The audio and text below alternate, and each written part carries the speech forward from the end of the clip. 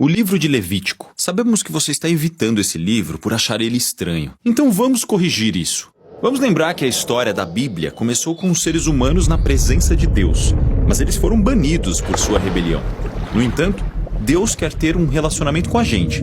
Então escolhe uma família que ele usará para restaurar o mundo de volta à sua presença. Então a presença de Deus vem para habitar em uma tenda bem no meio de Israel. Isso é ótimo. Mas isso cria um problema, porque ela é tão intensa que Moisés não pode entrar, e outros sacerdotes que entram de forma inadequada morrem.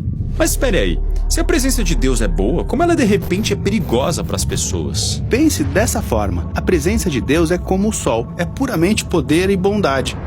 E quando algo mortal e corruptível se aproxima de um poder tão puro, isso é destruído. Então a palavra santidade é usada em Levítico para descrever a presença pura e poderosa de Deus, que assim como o sol, é ao mesmo tempo boa e perigosa. O ponto de Levítico é mostrar como israelitas corrompidos podem viver perto da bondade de Deus sem serem destruídos. Agora no livro há 3 formas de como tudo isso vai funcionar, e elas vão parecer estranhas para você, mas aguente firme com a gente. A primeira são rituais. A segunda é a ideia do sacerdócio. E a terceira é uma série de leis de pureza. O livro é dividido em 7 seções, e cada solução é explorada em 2 seções. Os rituais estão aqui, os sacerdotes estão aqui, e as leis de pureza aqui.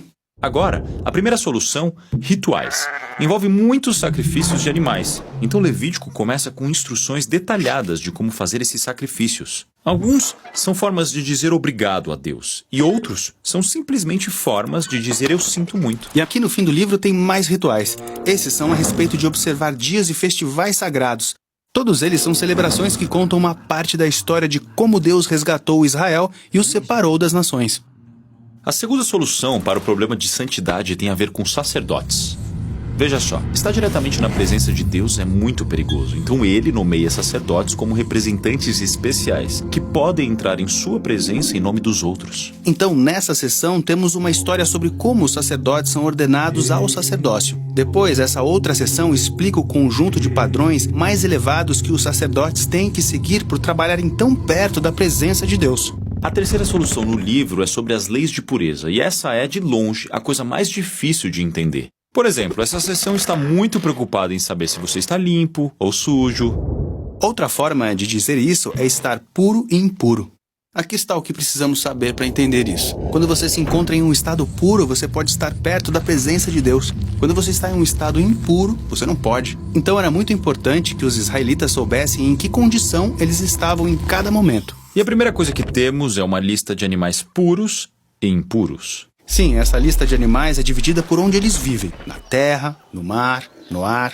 E o texto não é claro sobre por que certos animais são impuros, ou por que tocá-los ou comê-los torna você impuro. O que está claro, no entanto, é que evitar essas criaturas vai diferenciar Israel e lembrá-los de que a santidade do próprio Deus deve afetar tudo nas suas vidas, incluindo o que eles comem. Depois das leis alimentares, temos muitas regras aleatórias sobre coisas como doenças de pele, tocar cadáveres, o que fazer com fluidos corporais. Mas elas não são aleatórias. Todas essas são coisas que os israelitas associavam à vida e à morte, que são coisas sagradas porque Deus é o autor da vida. Certo, mas simplesmente entrar em contato com essas coisas torna você impuro? Sim, mas tenha em mente que não é errado ou pecaminoso estar ritualmente impuro. Você só espera alguns dias, toma um banho, oferece um sacrifício e estará puro de novo. O que é inapropriado é entrar na presença de Deus quando você está impuro. Agora, tem mais leis de pureza aqui nesta seção. Sim, elas focam no comportamento moral de Israel. Essas são leis sobre a justiça social, relacionamentos saudáveis e integridade sexual. Viver segundo essas leis fará de Israel um povo moralmente puro, que pode viver perto da presença de Deus. Essas são as 3 soluções, mas você provavelmente percebeu que elas estão ao redor do centro desse livro.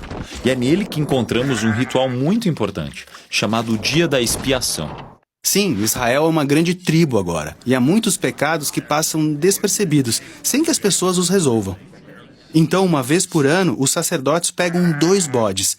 Um desses bodes é sacrificado e o seu sangue é levado à presença de Deus, onde simbolicamente cobre ou expia o pecado de Israel.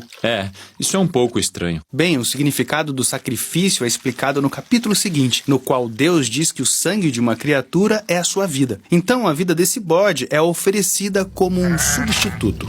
Ele está recebendo a punição de Deus pelo pecado de Israel para que o povo não seja punido. Isso nos leva ao segundo bode. O sacerdote coloca suas mãos sobre ele e então confessa todos os pecados de Israel. É como se ele estivesse depositando os pecados no bode. Então esse bode é expulso para sempre para o deserto. Chamamos isso de bode expiatório. Eu já ouvi essa palavra antes. Sim, é uma imagem muito poderosa de como Deus está graciosamente removendo o pecado de Israel. Mas, sinceramente, os sacrifícios em geral parecem tão bárbaros. Bem, você tem que lembrar que no mundo antigo os sacrifícios eram a principal forma de conseguir um favor dos deuses. Mas o problema é que esses mesmos deuses eram imprevisíveis, eles são inconstantes, você nunca sabe se eles vão te ignorar ou se voltar contra você. Então é nesse cenário cultural que vemos o Deus de Israel como totalmente diferente. Ele fica irado com a corrupção humana, mas nunca é arbitrário. E ele ama as pessoas, então oferece essa forma clara para que Israel saiba com certeza que eles estão perdoados e que, apesar de sua corrupção, estão seguros para viver perto de sua presença. E então, na verdade, isso torna o livro de Levítico uma declaração revolucionária para a sua época. Então isso é Levítico, mas Israel ainda está no Monte Sinai, no meio do deserto. Eles precisam de um lugar para viver. Sim, a terra que Deus prometeu a Abraão. Então a viagem àquela terra é o tema do próximo livro da Bíblia.